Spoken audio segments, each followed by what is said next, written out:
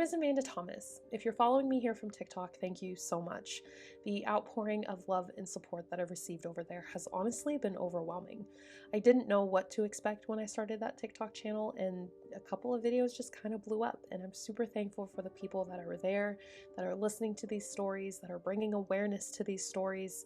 It's just been an amazing adventure. So I decided to make this jump over to YouTube and to a podcast platform, because some of these cases deserve more attention than what I can give in a 3-minute video. And a lot of times these conversations are missing a lot of key elements that I couldn't put into the 3-minute video. So we're going to try to do a longer form, more of like 10 to 30 minutes type thing, 10 to 45 minutes, however long it takes to really discuss these cases, to see if we can have a more well-informed conversation about some of these cases that we see. Today we are going to talk about a pretty intense one. It involves DV and SA, so if those types of things trigger you, please step away from this video. If you cannot watch that and remain in a safe space in your head, I just prefer you didn't watch this. You can catch the next one, and yeah, that's just fine, but your mental health is way more important than you watching a video. Thank you for being here anyway, but let's get into it. I think a lot of us are stuck on the Amber Heard Johnny Depp trial. I don't know where you guys stand on the whole thing. I will admit that I was biased from the beginning because I've always been a Johnny Depp fan, and watching this trial, it was hard for me to put aside those biases, but I did try to look at it with an open mind. I did try to listen to Amber's story with an open mind, because just because we see somebody on a screen doesn't necessarily mean we know who they are in real life.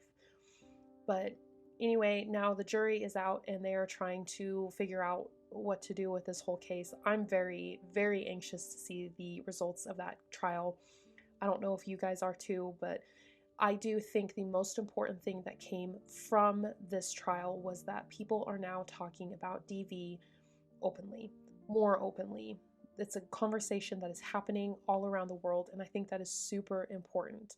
DV is a lot of times one of those things that just happens behind closed doors, that victims don't share their stories, they're embarrassed about it, or they have a hard time sharing it. And now we're able to talk about it a little bit more openly, at least in the aftermath of this. People are sharing their stories a little bit more, and victims are hopefully feeling a little bit more heard through the whole thing. It's been interesting. Just a rundown, Johnny Depp is suing Amber Heard for defamation. And just quick side note, I do have notes over here, so if you see me looking over here, that's why. But Johnny Depp is suing Amber Heard for $50 million for defamation. Amber countersued, and we've literally seen this 6-week trial unfold in front of us. All of it was publicized from beginning to end, and it just now went to the jury. I'm filming this on Saturday, so yesterday, and they won't be back in the jury room until Tuesday. It's a holiday weekend, so thank goodness. But Johnny and Amber met in 2009 on the set of The Rum Diary. Johnny was making a movie, and Amber was his love interest in that movie, but they were both in relationships during that time. In 2012, they had both ended those relationships and decided to pursue each other. They were engaged in 2014, married in 2015, and in May of 2016, Amber filed for divorce. A few days after filing for divorce, she filed for a TRO, which is a restraining order of sorts. And then in 2018, Amber wrote an op-ed about surviving DV. And while she didn't specifically say it was Johnny, it was very heavily implied it was Johnny. So that's what he's suing for, that it ruined his reputation in a sense. He lost Pirates of the Caribbean because of it, or so he says anyway. He lost Pirates of the Caribbean, he lost a bunch of other movie roles, and it really hurt his reputation in Hollywood. So I really think he's just trying to get his reputation back, which, if he was the actual victim, that's what he deserves. He deserves to be heard and to, have the truth come out. And I know a lot of times men don't come out with domestic violence as often, but men can be victims just as well as women can. In fact, I have some statistics here. Over 10 million men and women will face DV of some kind in their lifetime, and that's 20 people per minute. So in the next minute, 20 people will face some type of DV. 1 in 4 women and 1 in 9 men will face some form of DV in their lifetime. 15% of violent crimes reported in the United States are DV. 19% of those involve a deadly weapon, and only 34% of those victims will seek medical attention for their injuries. Women between the ages of 18 and 24 are the most at risk, but DV doesn't care who you are. It doesn't matter what religion you are, what race you are, what gender you are, how much money you do or don't have. It doesn't care. Anyone can be at risk of DV, and that was the case for Vernetta Cockerham. Vernetta was born in 1969 in Paterson, New Jersey. Unfortunately, her parents were not able to create a stable home life for her, so her grandmother, Marie Edmonds, decided to raise the girls. She took them from Paterson, New Jersey to Jonesville, North Carolina when they were ready to start school. And Marie was old school. She taught the girls how to can their own food and do laundry by hand. She was pretty old school, but she also taught the girls to be resilient and tough. And Vernetta was absolutely resilient and tough, and she proved that so many times.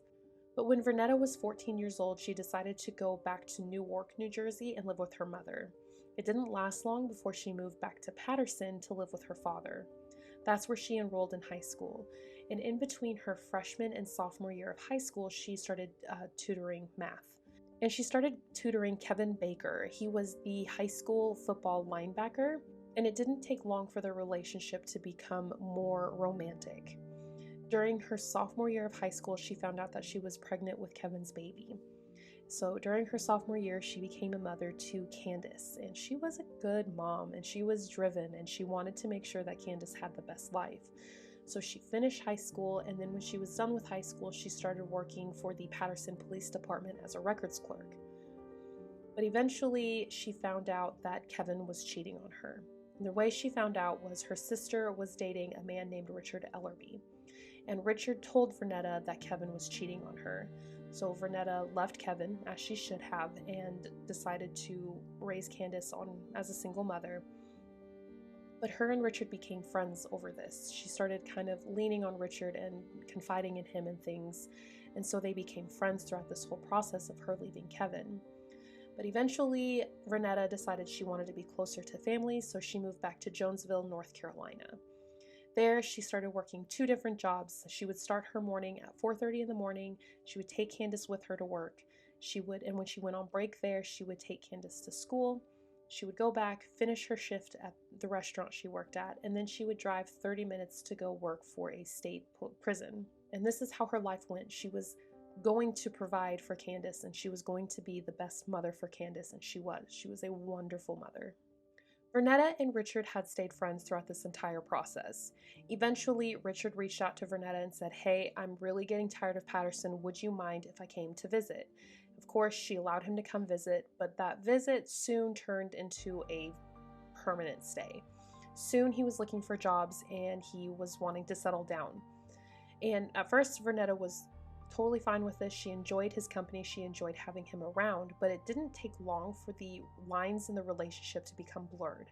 Vernetta soon found herself asking Richard permission to do things instead of just doing them, and this bothered her. In 1995, Vernetta found out that she was pregnant with Richard's baby. She had not planned on having any of Richard's children, and so this came as a shock. She had had a difficult pregnancy with Candace, and so she didn't think she would be able to become pregnant again. And so after she had her baby, she started to try to pull away from Richard. But it seemed like the more she pulled away from him, the more possessive he would get. And Richard was a larger man, so if he wanted something from Vernetta, there wasn't much she could do about it. And so the cycle of abuse just slowly started happening more and more. Vernetta was uncomfortable with this, and soon she threw herself into her church, trying to do church activities to keep her mind off of it, and she talked to her grandmother about it. But her grandmother just encouraged her to keep moving forward, to keep going on, that things would work out. In August of 1999, Richard slapped Vernetta with an open hand, and this was alarming for her. She immediately took out a restraining order against him, called the police and took out a restraining order against him, but Richard threatened her, so she decided to drop the restraining order. And in 2001, Richard and Vernetta found out that Vernetta was pregnant again. This time, Richard insisted that they get married. It doesn't seem like Vernetta really wanted this. She didn't really want to marry Richard. And when they spoke to their pastor about it, the pastor refused to marry them. It seems like the pastor maybe knew something wasn't right in the relationship, like something was wrong, and so the pastor decided not to marry them. And Vernetta was hoping that Richard would drop it after this, but he didn't. One morning he offered to take her to work, and instead of going to her work, he went to the courthouse where they eloped. During the ceremony, Vernetta said that something felt wrong, like what she was doing wasn't right. She cried during the whole thing. She didn't want to be in an abusive relationship. She didn't want to have this kind of family. She did want the kids to have a father figure, but she wanted a life free from abuse. Vernetta's third and final child was born in February of 2002, and Vernetta found herself walking on eggshells all the time around Richard. She didn't know when he would blow up. She didn't know when there would be another mood swing and something bad would happen. So her and her children were continuously walking around on eggshells around Richard. On July 4th of 2002, Vernetta decided to take the family out on a picnic to celebrate the 4th of July. She had packed up the stroller. They were almost ready to go when Richard said he wasn't going to go. When she asked him why, she could tell a fight was about to happen, so instead of fighting in front of the children, she decided to go outside. Vernetta and Richard went into Richard's car. They started arguing in the car when Vernetta happened to glance behind her. She saw one of her son's baseball bats, and she told Richard, "You are not going to hit me with that." That's when Richard reached back into the back seat, took the bat, and hit her in the back of the head with it. He then calmly walked inside. Vernetta followed him. She was worried he was going to do something to the children. When she got inside, she asked Candace to take the younger two children outside. She then followed Richard to the second floor, where he knocked her down onto a bed and held a pillow over her face and told her, "I am your God. I can take your breath away when I'm ready." At this point, Vernetta had had enough. She decided to call police, and Richard was arrested. He was released on a $1,000 bond, but he moved out of the house and was told to stay away from Vernetta and the children. The judge that was on this case told the clerk of the court, I'm assuming, that he wanted to be on all of their cases moving forward. This is an important detail you need to remember for later.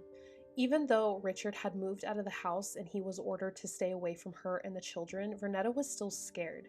In order to leave the house in the morning, she would have to call Richard's work to make sure he had showed up.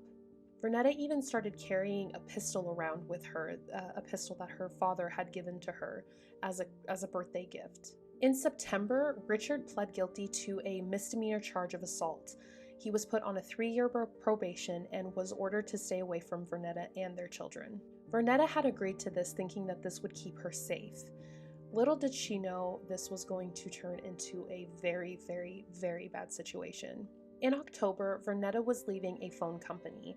When she walked out of the building, she saw Richard standing across the parking lot screaming at her that he was going to kill her before this was over.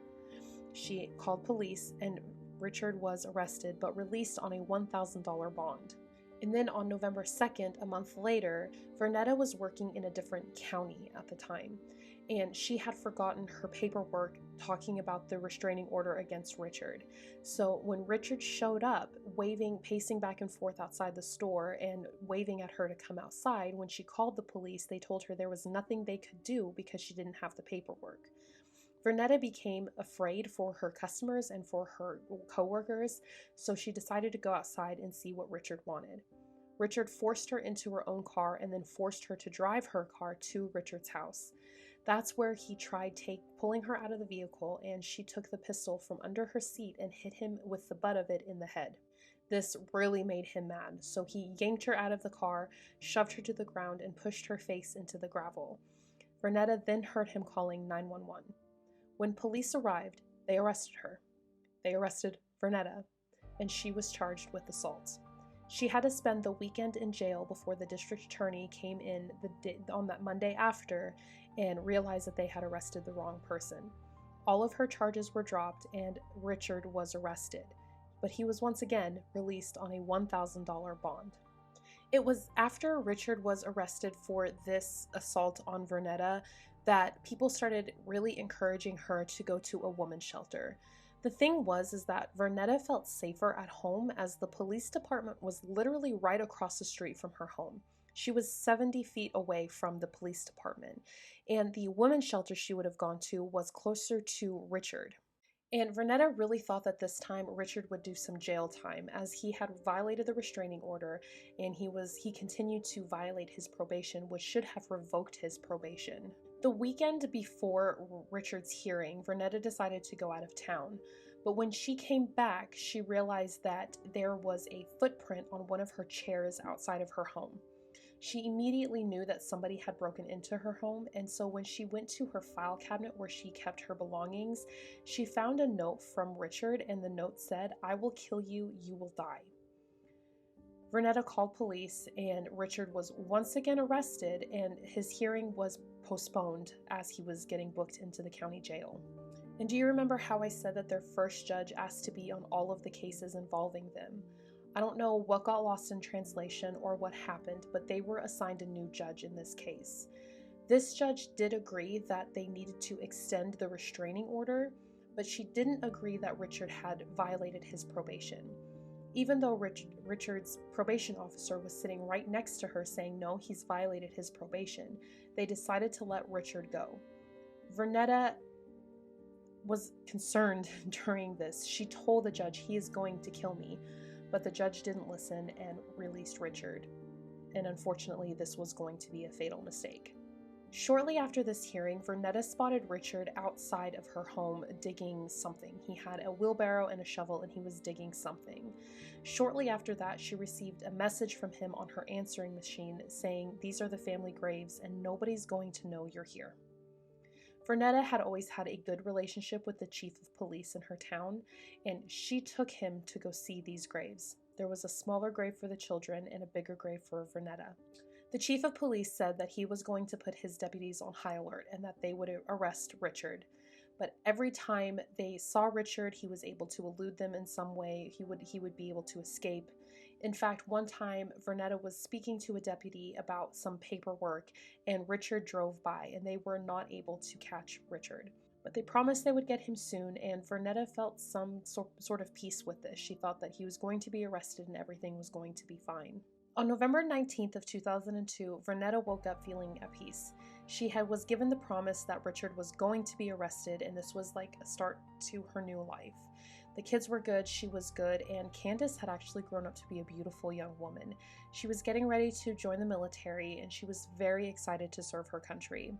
In fact, that day, Candace was getting ready to meet with an army recruiter, and so she had to go to the library to make some copies. Vernetta got her 2 other children ready for the day. She dropped them off at school and daycare, and then she took Candace to the local library to make copies for that interview.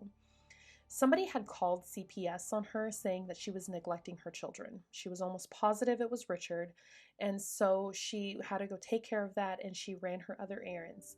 When she was finished with that, she went back to the library and wanted to pick up Candace, but Candace had already gone home. So that's where Vernetta went. She went home. And when she got there, she noticed that the front door was open. This scared her. Everyone had been on high alert with the whole Richard situation, and she knew that Candace would not leave the door open or unlocked. But then she saw Richard's keys hanging from the door, and she was terrified. She ran into the house screaming for Candace, and she had just barely gotten through the front door when Richard lunged at her with a knife. Vernetta tried to hide, and Richard told her, "I killed her, now I'm going to kill you." She hid behind a potted plant or something like that, and these glass shelves came shattering down onto her head, and this injured her. The last thing she remembers before losing consciousness is Richard trying to strangle her. A short time later, she woke up, and she's convinced that she heard Candace's voice urging her to run. But at this point, the door was closed and the deadbolt was put into place. But somehow Vernetta got herself up and she started trying to get the door open. When she looked down at her hands, they were cut up so badly that in some places she could see bone. But somehow she got the door open and she ran across the street to the police department where she collapsed on the floor. The chief of police came to help her and put a towel over her neck and asked her, "Who did this to you? I know who did it to you, but you have to tell me." Vernetta was more concerned about Candace and her other 2 children. When police made entry into the house, they found Candace dead. She had been beaten and strangled. Witnesses saw Richard running from the scene. He was carrying a paper bag of some sort, and Candace was rushed to the hospital. She did survive her injuries, but when she woke up, she didn't realize that Candace was dead. So when doctors gave her the news, they told her she couldn't express emotion because they were afraid that she would break the stitches in her head. And I can't imagine that kind of pain, just being told that your child is dead and then being told you are not allowed to show any kind of emotion. But Vernetta did make a full recovery, and when she was released, she went to Candace's funeral.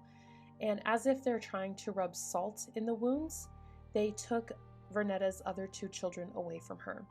Their reasoning was that if she had been in an abusive relationship before, she could get into another one. She had to hire an attorney to get custody back of her 2 other children, which I find ridiculous. She asked for help, she did the right things, and they still try to take her children away. And Richard took his own life a couple of days after what he did to Candace. He ended up in New Jersey and he set himself on fire. So he never faced any charges for what he did to Candace. The police department and the courts failed Vernetta, and they failed Candace. And as tragic as this is, it is not unheard of. These kinds of things happen frequently. In 1999, Jessica Linehan had received a permanent restraining order from her emotionally abusive partner. He was ordered to stay 100 feet away from her and her children. One evening in June of 1999, Jessica's children were playing in the front yard in her Castle Rock, Colorado home. Her ex-husband showed up to the house, took 3 of her children, and left. She spent the evening calling police, asking them to come to go get her children, but they refused to help.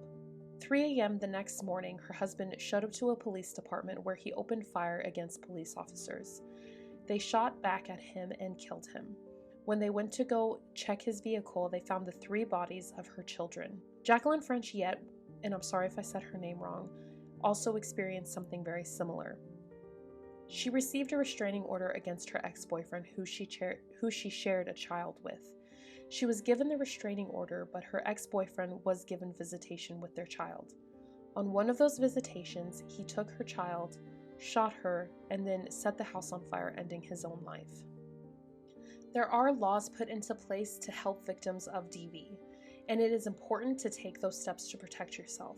Get the restraining order and always report when that order has been violated. It creates a paper trail and it shows a pattern of behavior.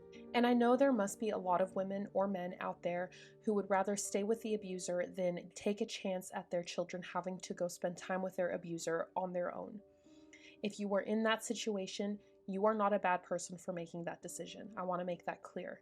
You are not a bad person for any decision that you make, because nobody knows what they would do in the situation unless they're in the situation. There have been stories of police officers saying that if a restraining order is violated, both should be arrested. There are officers who don't believe victims. There are officers who make you feel ashamed for being in the situation. Don't listen to them. They don't know what it is to be in the situation. And judges giving custody or shared custody to a victim's abuser is wrong. It needs to be changed. And I can't believe that it's still a thing. It's time that we call for action and change to these laws. We need to protect victims.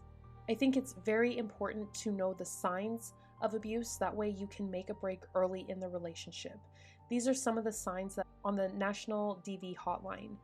If they're constantly telling you that you can't do anything right, if they're jealous of you spending time with anyone that is not them, if they discourage you from spending time with loved ones, if they insult and belittle you in front of others, if they prevent you from making your own decisions, they try to control your finances or don't contribute financially, if they pressure you to have sex or perform sexual acts that you are not comfortable with, if they pressure you to use drugs and alcohol, if they intimidate you with threatening looks or actions, if they insult your parenting or threaten to take your children away, or even your pets, if they threaten you with weapons or destroy belongings and your home. Remember to always make a plan to get out of these situations. It doesn't have to be immediately, but make sure you are safe. That is the most important part, is making sure that you are safe. But if you ever do find yourself in this situation, please don't feel ashamed about it. These kind of things sneak up on people, and it doesn't happen all at once. You don't just jump into a relationship all the time where they start beating you and being abusive towards you. But do find someone who is willing to fight for you and fight with you. Find an advocate for you and your family that is willing to fight for you and listen to you in your struggles. Make a plan to escape. Always protect yourself and don't feel ashamed. Even if someone tries to make you feel shamed for you being in the situation, don't ever feel ashamed. You didn't ask for it. You didn't want to be there. You are not a bad person, so do not feel ashamed for it. You can still have a beautiful life outside of the abuse. Make a plan and get out. I highly recommend you call your local DV shelter. They have so many good resources for people who are facing abuse. You can also call, text, or chat with someone at the National Center for DV. Their number is 1-800-799-SAFE. That's 1-800-799-7233. Again, you can call, text, or chat with someone from their website. Thank you so much for spending a little bit of time for me. If I've missed something, if I've gotten something wrong, please correct me in the comments, but be kind about it. There's a way to correct people. We don't have to be rude. But if you want to see more videos like this, you can give me a follow. You can, come with me on this adventure. But most importantly, let's remember to take care of ourselves. These kinds of situations do not happen overnight, and a lot of times the signs aren't as clear as we'd like them to be. Take care of yourself, please. And if you know of someone who is going through this situation, be an advocate for them, help them make a plan, and be there for them. Do not shame these people for what they are going through. Thank you so much for being here today. I hope you all are safe and happy, and I'm sending so much love. Bye.